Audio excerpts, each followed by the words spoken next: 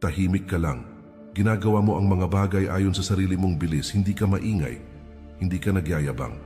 Pero napapansin mong may ilang tao sa paligid mo na tila laging may puna, laging may tanong, at minsan parang gusto kang hilahin pababa. Minsan iniisip mo, ano bang ginagawa ko para maliitin nila ako? O baka ako ang may problema? Pero kung titingnan mo ng mas malalim, ang totoo, wala kang ginagawang masama. Ang mali lang, masyado mong nililiit ang epekto ng iyong pag-angat sa mata ng mga naiwan. Sabi ni Marcus Aurelius, "When you rise in the morning, think of what the precious privilege it is to be alive, to breathe, to think, to enjoy, to love." Pero sa mundo ngayon, sa bawat pagbangon mo, habang ini-enjoy mo ang progreso mo, may mga taong hindi kayang sikmurain ang liwanag na taglay mo dahil hindi nila makita ang kanila. Inggit, isang tahimik pero mabagsik na damdamin. Walang sinasabi pero ramdam mo. Nakabalot sa papuri minsan pero may halong pagkairita. Nakatago sa mga tanong na parang inosente pero may laman. Hindi dahil gusto nilang agawin ang meron ka, kundi dahil nakikita nila sa iyo ang kakayahang hindi nila kayang buuin sa sarili nila. At dito papasok ang karunungan ng mga Stoic.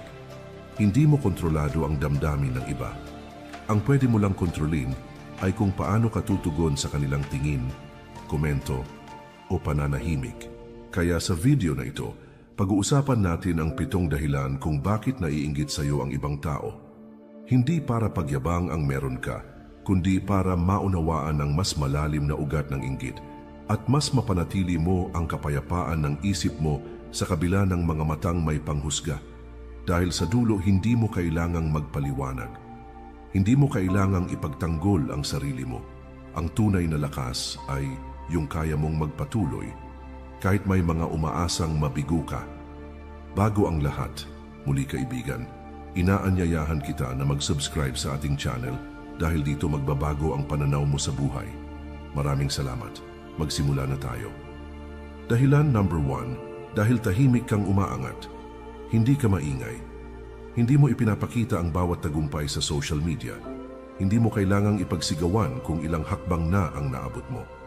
Pero napapansin nila, kahit hindi ka nagsasalita, ang mga taong naiinggit sa iyo ay hindi nagagalit dahil sa yabang mo. Nagagalit sila kahit wala kang sinasabi. Nagagalit sila sa presensya mong hindi kailangang humingi ng atensyon pero damang-dama ang bigat. Bakit? Dahil ang katahimikan mo ay isang uri ng kumpiyansa na hindi nila maabot. At ang kumpiyansang yan ay parang salamin, ipinapakita sa kanila ang mga kulang sa sarili nila. Sabi ni Epictetus, "If you want to improve, be content to be thought foolish and stupid." At yan ang ginagawa mo, pinipili mong manahimik, magtrabaho at hayaang ang resulta ang magsalita. Pero para sa ibang tao, nakakatakot ang ganong uri ng pagkatao. Kasi hindi mo hinahanap ang validation nila. Hindi mo kailangan ang approval nila. At ang mga taong hindi sanay na hindi sila sentro ng mundo ay madalas naiinggit sa mga taong kaya nang mabuhay nang hindi sila ang sinasamba. Ang tahimik mong pag-angat ay isang anyo ng paninindigan. Hindi mo man sabihin ng direkta, ang kilos mo ay may sinasabi na kaya mong buuin ang sarili mo kahit walang palakpak, na kaya mong umusad kahit walang nanonood. At ang ganitong uri ng pag-angat, yung hindi sinusuklian ng papuri, ay mas nakakasilaw para sa mga taong hindi pa buo ang loob. Kaya tandaan mo, ang katahimikan ay hindi kahinaan. Minsan, ito ang pinakamatatag na anyo ng lakas.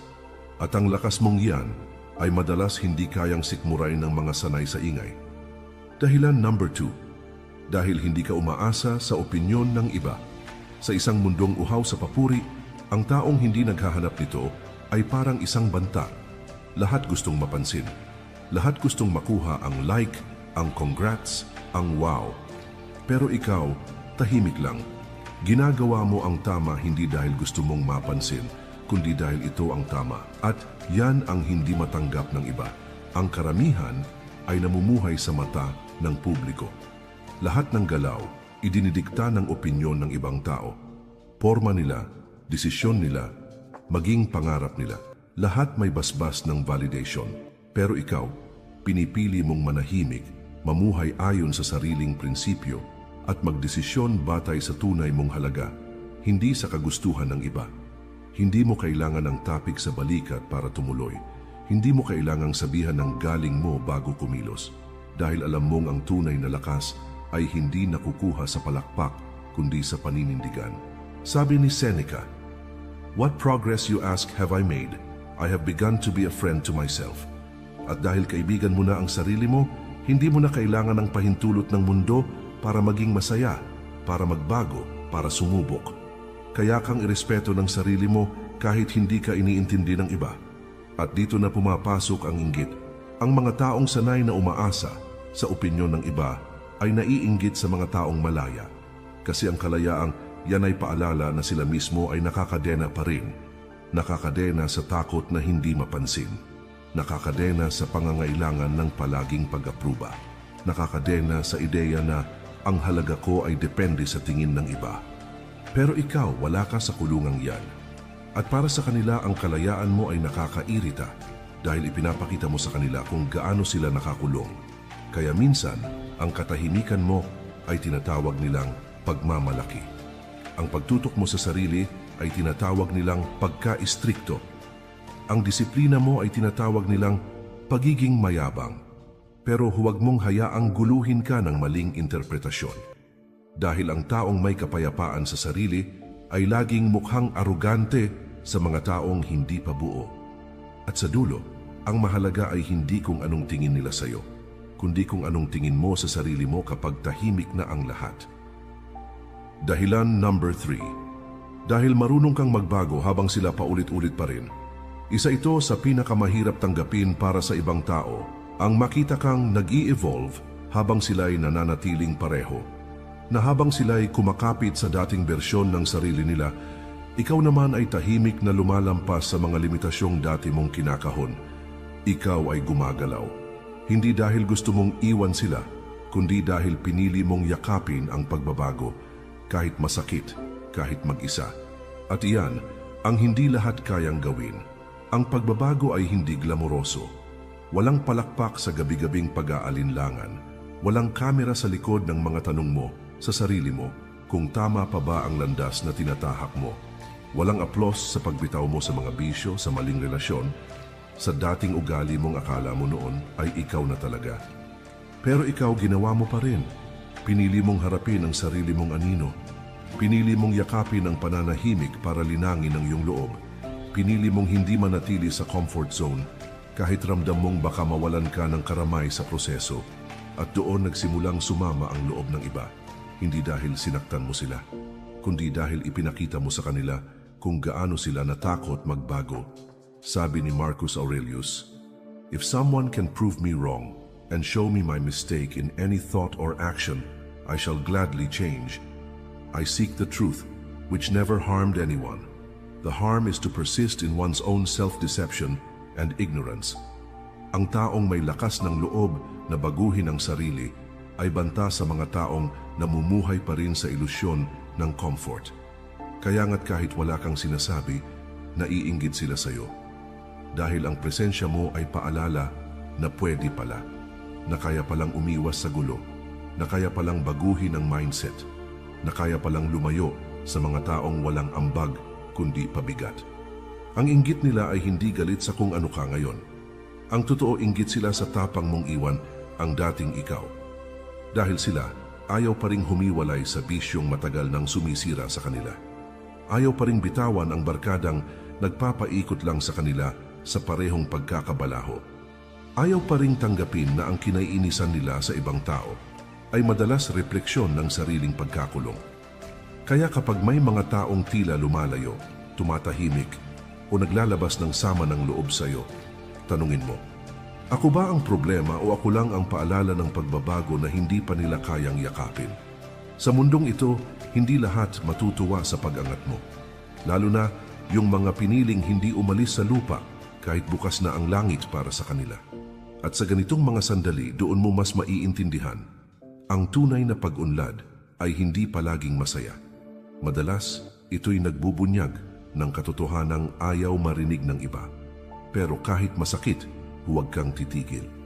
dahil ang pagbabago mo ay hindi para saktan sila. Ito'y para mailigtas ang sarili mo mula sa sarili mong pagkakatali. Dahilan number 4, dahil hindi ka takot mapag-isa. Sa mundong takot na takot sa katahimikan, ang taong marunong mapag-isa ay parang kakaibang nilalang. Parang may alam na hindi alam ng karamihan. At dahil hindi nila maintindihan ang kapayapaan mong wala sa piling ng iba, naiinggit sila sa iyo.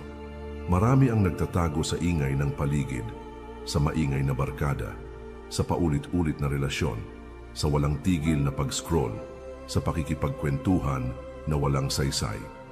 Hindi dahil masaya sila, kundi dahil ayaw nilang harapin ang sarili nila.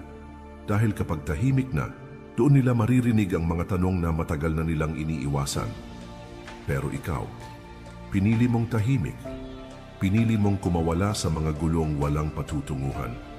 Pinili mong lumayo sa mga tao kahit alam mong masakit dahil alam mong hindi na sila tumutulong sa paglago mo. At iyan ang hindi nila maintindihan.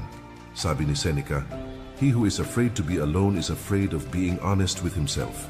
Kaya habang ikaw ay natututo sa bawat gabi ng katahimikan, habang iniintindi mo ang sarili mong emosyon, habang dinadala mo ang bigat ng mga tanong ng walang kinakausap, marami ang nagtataka. Bakit kaya niya nagagawa yan? Hindi ba siya nalulungkot? Oo, nalulungkot ka.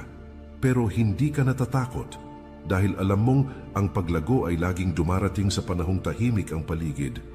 Kapag wala ng ingay ng palakpak, kapag wala ng distraction, kapag ikaw na lang at ang sarili mong katotohanan, ang mga naiinggit sa iyo ay hindi naiinggit dahil marami kang kaibigan. Naiinggit sila dahil kaya mong mabuhay kahit wala silang lahat, at ang ganitong uri ng lakas, ang kakayahang maging buo kahit mag-isa, ay tila bang paninindigang hindi nila matagpuan sa sarili nila. Kaya kapag nakita nilang kontento ka sa sarili mong mundo, na hindi ka naghahabol sa atensyon, na hindi ka dependent sa presence ng iba, napipilitan silang harapin ang tanong na pilit nilang tinatakbuhan. Bakit siya kaya niyang tumahimik? Samantalang ako hindi mapakali, at doon sila naiinggit. Hindi sa pera mo, hindi sa itsura mo, hindi sa tagumpay mo, kundi sa kapayapaan mong hindi nila mahanap kahit napapalibutan sila ng tao. Dahil sa mundong sinasamba ang koneksyon, ang pinakarebelde ay ang taong kayang magtayo ng sarili niyang katahimikan. Kaya huwag mong ikahiya ang pagiging mapag-isa. Huwag mong isipin na kulang ka dahil wala kang kasama. Dahil ang taong marunong mapag-isa ay ang taong hindi madaling masira. Dahilan number 5. Dahil hindi ka na naghihiganti, pinapatawad mo na lang at tinutuloy ang buhay. Isa ito sa mga bagay na hindi madaling gawin. Ang hindi gumanti kahit kaya mo. Ang manahimik kahit kaya mong sumagot. Ang patawarin kahit hindi sila humingi ng tawad. At higit sa lahat, ang ipagpatuloy ang buhay mo kahit hindi nila nakita ang bigat ng sakit na iniwan nila sa iyo. At kapag ginawa mo ito, kapag pinili mong patahimikin ang galit at sa halip ay ayusin ang sarili mo, makakaasa kang may maiinis, may maiinggit, may manggagalaiti sa katahimikan mong hindi nila masira. Bakit? Dahil gusto nila ng gulo. Gusto nilang masira ka. Gusto nilang bumagsak ka gaya ng inaasahan nila. Pero sa halip na gumanti, tumahimik ka. Sa halip na ipahiya sila, pinatawad mo. At sa halip na sayangin ang oras mo sa pagbibilang ng sama ng loob, ginamit mo ang panahon sa paghilom, sa pagangat, at sa panibagong simula. At yan ang hindi nila matanggap, sabi ni Marcus Aurelius. The best revenge is not to be like your enemy. At yan ang ginawa mo. Hindi mo sila ginaya. Hindi ka bumaba sa level na gusto nilang hilahin ka. At sa bawat araw na pinipili mong bumangon ng may dignidad, ay isang araw na naaalala nilang hindi ka nila nagawang sirain. Marami ang naiinggit sa ganitong uri ng lakas. Yung klaseng hindi maingay, pero matatag. Yung uri ng katahimikan, hindi dahil mahina ka, kundi dahil napagtagumpayan mo na ang sarili mong galit. Dahil alam mo na sa bandang huli, ang pagkapanalo ay hindi nasusukat sa kung sinong pinakamalakas sumigaw, kundi sa kung sinong pinakamarunong magpatawad. At hindi na kailangang ipagyabang ito. Ang mga naiinggit sa iyo ay naiinggit hindi dahil masaya ka na. Naiinggit sila dahil akala nila hindi ka na dapat maging masaya. Dahil sa pananaw nila, masyado mong madaling nakalimutan, masyado mong mabilis na nakabangon. At habang sila'y natitiis sa lason ng sariling galit, ikaw na may tahimik na namumuhay sa kalayaang sarili mong pinili. Kaya tandaan mo, kapag pinatawad mo ang isang tao, hindi ibig sabihin wala kang sakit. Ang ibig sabihin lang, mas pinili mong hindi manatili sa lugar kung saan sila naiwan. At ang kakayahang yan, ang kakayahang magpatawad ng walang paghihiganti, ay isang uri ng katahimikan na kinaiinggitan ng mga taong punong-puno pa rin ng galit sa puso. Dahilan number 6, dahil hindi mo na kailangan ng kompetisyon, panatag ka na sa sarili mo. Sa mundong lahat gustong mauna, gustong manguna, gustong mapagkamalang pinakamagaling. Ang taong hindi na nakikipag-unahan ay isang misteryo. Tahimik kang gumagalaw. Walang yabang, walang flex, walang mas magaling ako diyan na energy. Pero sa bawat kilos mo, halatang buo ka na. At iyan ang nakakagambala sa iba. Dahil sa totoo lang, karamihan ng tao ay hindi talaga gustong manalo. Gusto lang nilang may matalo. Gusto lang nilang may mapagkumparahan para maramdamang mas mataas sila. Gusto nilang patunayan sa iba ang halaga nila. Dahil sa loob-loob nila, hindi pa nila ito nararamdaman sa sarili nila. Kaya kapag may isang tulad mo na dumarating, na hindi nakikipagkumpetensya, pero umaangat, na hindi naninira, pero nangingibabaw, na hindi nagpapakitang gilas, pero kapansin-pansin, nagkakandagulo ang sistema nila.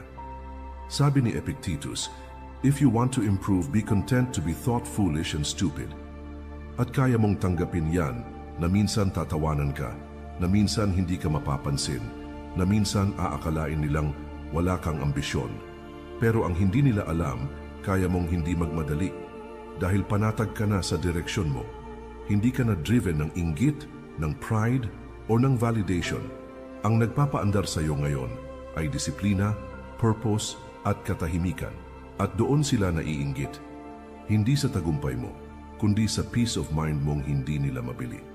Naiinggit sila dahil habang sila'y abalang-abala sa pagpapatunay ng sarili nila, ikaw ay abala sa pagpapaunlad ng sarili mo. Walang ingay, walang gulo. Nakakabingi sa kanila ang katahimikan mo. Nakakainis sa kanila ang kawalan mo ng pakialam sa kompetisyon dahil habang sila'y abala sa paghila ng iba pababa, ikaw ay abala sa pag-akyat, kahit mag-isa. Tandaan mo, ang taong may tunay na tiwala sa sarili ay hindi kailangang manalo sa palakasan, hindi kailangang mangibabaw sa usapan, hindi kailangang ipamukha kung anong meron siya. Dahil sapat na ang katahimikan niya para ipaalam, buo siya kahit walang nakakakita. At sa mundong puno ng ingay at kompetisyon, ang ganitong klase ng katauhan ay tila isang hamon, isang salamin na nagpapakita kung gaano pa kaliit ang tingin ng iba sa sarili nila. Kaya kapag nararamdaman mong may naiinggit sa'yo, kahit wala ka namang ginagawa, malamang ay dahil wala kang intensyon mangibabaw. Pero ikaw pa rin ang lumilitaw, at sa totoo lang, walang mas nakakainis sa taong hindi mo matalo, kasi hindi naman siya nakikipaglaban. Dahilan number 7, dahil natagpuan mo na ang layunin mo, at hindi na ikaw ang lumang ikaw. Ito na ang dahilan na hindi masabi ng marami, pero damang-dama sa bawat tingin, kilos, at katahimikan nila sa paligid mo. Tahimik kang pinagmamasdan, tahimik kang kinaiinggitan, hindi dahil sa kung anong meron ka, kundi dahil sa kung sino ka na ngayon. Nakita nila kung saan ka nagsimula. Kasama ka nilang naligaw, nagkamali, tumawa, lumuha. Nakita nila ang mga araw na bagsak ka, ang mga gabing puno ng tanong ang mata mo, ang mga panahong kahit sarili mo, hindi mo na maintindihan. At ngayon, tahimik kang tumindig, tahimik kang binuo ang sarili mo. At higit sa lahat, natagpuan mo na ang layunin mo. Hindi mo man ito ipinagsisigawan, ramdam sa bawat hakbang mo na may direksyon ka na. May dahilan ka na kung bakit ka bumabangon. Hindi ka na basta-basta sumasabay sa agos. Alam mo na kung para saan ka nabubuhay. At ang ganitong klase ng kalinawan ay isang uri ng kapangyarihang hindi lahat handang makita sa isang taong dati nilang ka-level. Kasi ang tagumpay mo ngayon ay hindi na aksidente, hindi na tsamba. Ito ay bunga ng intensyon, disiplina, at paninindigan. At kapag may taong ganyan, nagiging paalala ito sa iba kung gaano pa sila kalayo. Nagiging salamin ito ng lahat ng hindi pa nila kayang harapin sa sarili nila. Sabi ni Marcus Aurelius, "Stop drifting. You've wandered enough. Wake up. Show yourself. You're not a child anymore." At yan ang ginawa mo. Nagising ka. Hindi na ikaw ang taong palaging naghihintay ng direksyon mula sa iba. Hindi na ikaw ang madaling hilahin ng opinyon ng mundo. Ngayon, ikaw na ang gumagawa ng sarili mong landas. Kaya't kahit hindi nila aminin, may kirot sa loob nila sa tuwing nakikita kang kontento, malinaw at buo. Dahil alam nila, ikaw, natagpuan mo na ang sarili mo. At sila, nasa gulo pa rin ng pagkakaila, ng pagpapanggap, ng pakikisabay. Kaya minsan, ang inggit ay hindi mukhang galit. Minsan mukha itong tahimik na paglayo, mukha itong biro na may sundot, mukha itong, "Uy, nagbago ka na," na may halong panunumbad. Pero ang totoo, hindi ka lang nagbago. Lumaya ka. At ang kalayaan mo, ang linaw ng direksyon mo, ang katahimikang taglay ng isang taong buo na, ay bagay na hindi nila matanggap dahil ito'y paalala ng lahat ng takot pa rin nilang harapin. Kaya kapag tinanong ka, bakit kaya parang naiinggit sila sa akin, wala naman akong ginagawang masama. Ito lang ang sagot. Kasi ikaw na ang naging taong akala nila sila ang mauuna. Kapatid, kung umabot ka sa dulo ng video na ito, marahil isa ka sa iilan na hindi takot harapin ang katotohanan, na hindi lahat ng katahimikan ay kapayapaan at hindi lahat ng pagngiti sa harap mo ay tapat. Ang inggit ay hindi palaging sigaw. Minsan, ito'y bulong, tahimik, mapanlinlang. At kung hindi ka matatag sa sarili mo, madali kang madadala ng mga tinging may halong pagdududa. Pero ngayon, alam mo na, hindi ikaw ang problema. Ikaw ang paalala ng kung anong posible. Ikaw ang ebidensya na ang katahimikan ay hindi kahinaan, kundi lakas na bihirang maabot ng ingay. Kaya huwag mong hayaang patayin ng inggit ng iba ang apoy sa loob mo. Panatilihin mong buo ang tiwala mo sa sarili. Ipagpatuloy mo ang landas mo kahit hindi ito maintindihan ng iba. At kung naramdaman mong tumama sa iyo ang mensaheng ito, huwag mong hayaang dito na lang ito magtapos. Mag-subscribe ka ngayon, hindi lang para sa susunod na video, kundi bilang paninindigan na pipiliin mong lumago kahit sa mundong madalas ay gustong hilahin ka paatras. Dahil sa dulo, ang stoic ay hindi lang yung tahimik. Ang tunay na stoic ay yung kahit na naiinggit sa kanya ang mundo, ay marunong pa ring manahimik, magpatawad at magpatuloy.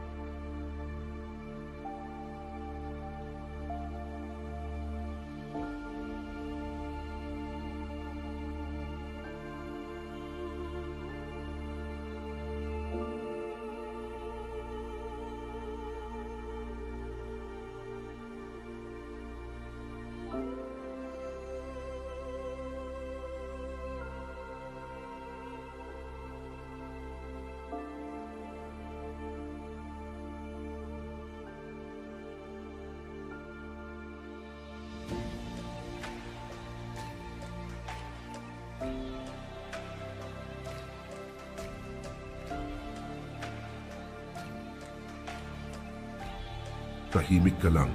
Ginagawa mo ang mga bagay ayon sa sarili mong bilis. Hindi ka maingay. Hindi ka nagyayabang. Pero napapansin mong may ilang tao sa paligid mo na tila laging may puna, laging may tanong. At minsan, parang gusto kang hilahin pababa. Minsan iniisip mo, ano bang ginagawa ko para maliitin nila ako? O baka ako ang may problema? Pero kung titingnan mo ng mas malalim, ang totoo, wala kang ginagawang masama. Ang mali lang, masyado mong nililiit ang epekto ng iyong pag-angat sa mata ng mga naiwan. Sabi ni Marcus Aurelius, "When you rise in the morning, think of what the precious privilege it is to be alive, to breathe, to think, to enjoy, to love." Pero sa mundo ngayon, sa bawat pagbangon mo, habang ini-enjoy mo ang progreso mo, may mga taong hindi kayang sikmurain ng liwanag na taglay mo dahil hindi nila makita ang kanila. Inggit, isang tahimik pero mabagsik na damdamin. Walang sinasabi pero ramdam mo. Nakabalot sa papuri minsan pero may halong pagkairita. Nakatago sa mga tanong na parang inosente pero may laman. Hindi dahil gusto nilang agawin ang meron ka, kundi dahil nakikita nila sa iyo ang kakayahang hindi nila kayang buuin sa sarili nila. At dito papasok ang karunungan ng mga Stoic. Hindi mo kontrolado ang damdamin ng iba.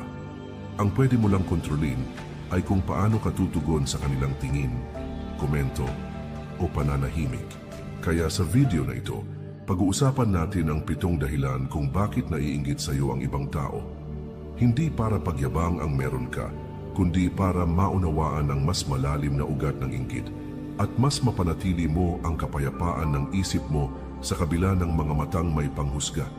Dahil sa dulo, hindi mo kailangang magpaliwanag. Hindi mo kailangang ipagtanggol ang sarili mo.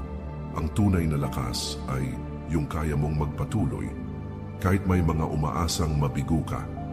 Bago ang lahat, muli kaibigan, inaanyayahan kita na mag-subscribe sa ating channel dahil dito magbabago ang pananaw mo sa buhay. Maraming salamat. Magsimula na tayo. Dahilan number 1, dahil tahimik kang umaangat. Hindi ka maingay. Hindi mo ipinapakita ang bawat tagumpay sa social media. Hindi mo kailangang ipagsigawan kung ilang hakbang na ang naabot mo. Pero napapansin nila, kahit hindi ka nagsasalita, ang mga taong naiinggit sa iyo ay hindi nagagalit dahil sa yabang mo. Nagagalit sila kahit wala kang sinasabi. Nagagalit sila sa presensya mong hindi kailangang humingi ng atensyon pero damang-dama ang bigat. Bakit? Dahil ang katahimikan mo ay isang uri ng kumpiyansa na hindi nila maabot. At ang kumpiyansang yan ay parang salamin. Ipinapakita sa kanila ang mga kulang sa sarili nila. Sabi ni Epictetus, "If you want to improve, be content to be thought foolish and stupid." At yan ang ginagawa mo, pinipili mong manahimik, magtrabaho at hayaang ang resulta ang magsalita. Pero para sa ibang tao, nakakatakot ang ganong uri ng pagkatao. Kasi hindi mo hinahanap ang validation nila. Hindi mo kailangan ang approval nila. At ang mga taong hindi sanay na hindi sila sentro ng mundo ay madalas naiinggit sa mga taong kaya nang mabuhay nang hindi sila ang sinasamba. Ang tahimik mong pag-angat ay isang anyo ng paninindigan. Hindi mo man sabihin ng direkta, ang kilos mo ay may sinasabi na kaya mong buuin ang sarili mo kahit walang palakpak, na kaya mong umusad kahit walang nanonood. At ang ganitong uri ng pag-angat, yung hindi sinusuklian ng papuri, ay mas nakakasilaw para sa mga taong hindi pa buo ang loob. Kaya tandaan mo, ang katahimikan ay hindi kahinaan. Minsan, ito ang pinakamatatag na anyo ng lakas.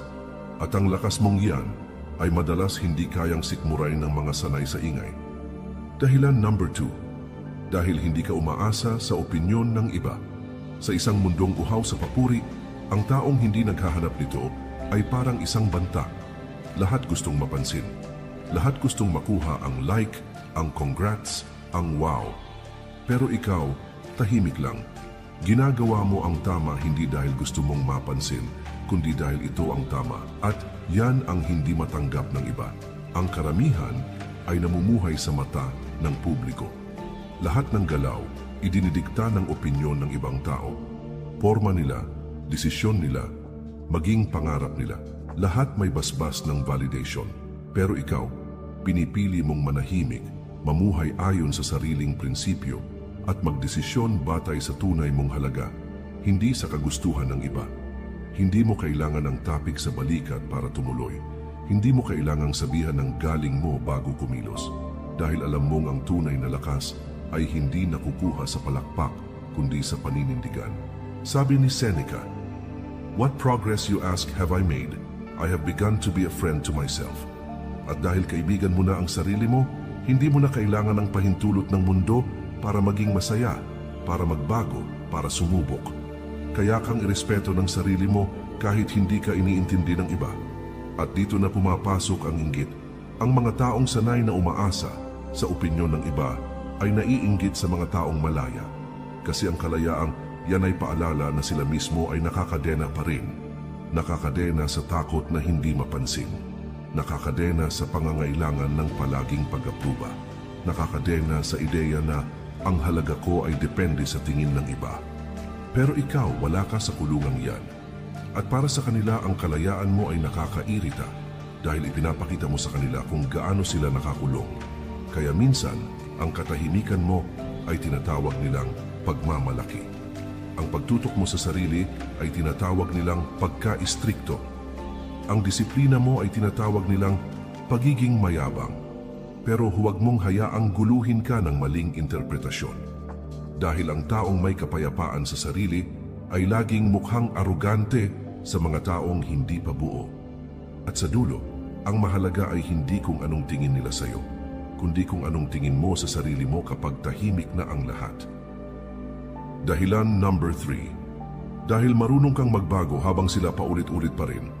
Isa ito sa pinakamahirap tanggapin para sa ibang tao, ang makita kang nag-i-evolve habang sila'y nananatiling pareho. Na habang sila'y kumakapit sa dating bersyon ng sarili nila, ikaw naman ay tahimik na lumalampas sa mga limitasyong dati mong kinakahon. Ikaw ay gumagalaw.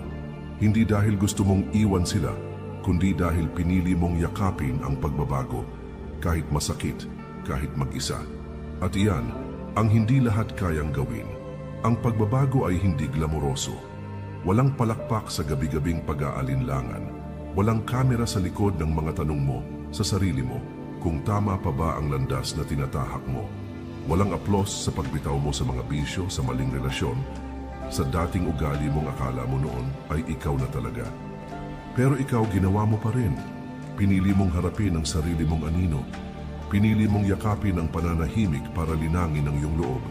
Pinili mong hindi manatili sa comfort zone kahit ramdam mong baka mawalan ka ng karamay sa proseso. At doon nagsimulang sumama ang loob ng iba. Hindi dahil sinaktan mo sila, kundi dahil ipinakita mo sa kanila kung gaano sila natakot magbago. Sabi ni Marcus Aurelius, "If someone can prove me wrong and show me my mistake in any thought or action, I shall gladly change. I seek the truth, which never harmed anyone. The harm is to persist in one's own self-deception and ignorance." Ang taong may lakas ng loob na baguhin ang sarili ay banta sa mga taong namumuhay pa rin sa ilusyon ng comfort. Kaya nga't kahit wala kang sinasabi, naiinggit sila sa'yo. Dahil ang presensya mo ay paalala na pwede pala, na kaya palang umiwas sa gulo, na kaya palang baguhin ang mindset, na kaya palang lumayo sa mga taong walang ambag kundi pabigat. Ang inggit nila ay hindi galit sa kung ano ka ngayon. Ang totoo, inggit sila sa tapang mong iwan ang dating ikaw. Dahil sila, ayaw pa ring humiwalay sa bisyong matagal nang sumisira sa kanila. Ayaw pa ring bitawan ang barkadang nagpapaikot lang sa kanila sa parehong pagkakabalaho. Ayaw pa ring tanggapin na ang kinaiinisan nila sa ibang tao ay madalas refleksyon ng sariling pagkakulong. Kaya kapag may mga taong tila lumalayo, tumatahimik, o naglalabas ng sama ng loob sa iyo, tanungin mo, ako ba ang problema o ako lang ang paalala ng pagbabago na hindi pa nila kayang yakapin? Sa mundong ito, hindi lahat matutuwa sa pag-angat mo.